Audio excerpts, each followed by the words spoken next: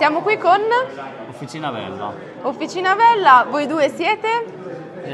Zio e nipote. Zio e nipote. Il socio principale, diciamo, dell'azienda.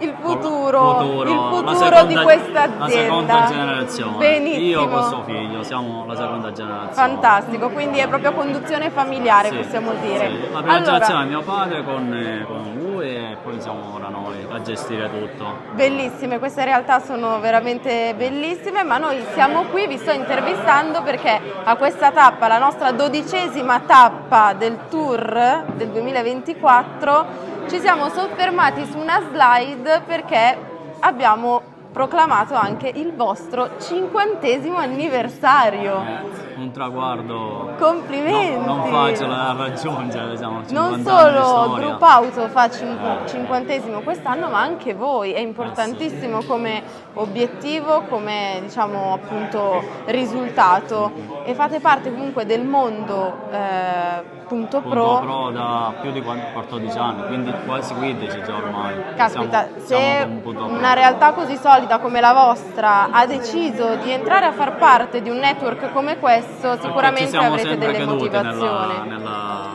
Nel Punto Pro ci siamo creduti sempre, abbiamo progettato già dal 2010 questa situazione e siamo andati sempre avanti. E quali punti di vantaggio vi ha dato rispetto ad altre officine che non fanno parte di questo network? Voi vi sentite più forti perché? Perché per la professionalità, per i corsi che abbiamo fatto. Vi sentite proprio più competenti? Sì, tante cose.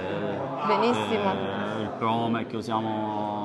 Benissimo. La fatturazione elettronica, insomma, un po' di tutto. Vi affidate proprio a tutto ciò che viene consigliato? Tutto quello che c'è sul discorso della pubblicità. Fantastico, io mi congratulo ancora. Grazie. Ci vedremo l'anno prossimo alla prossima tappa e festeggeremo di nuovo. Comunque davvero congratulazioni.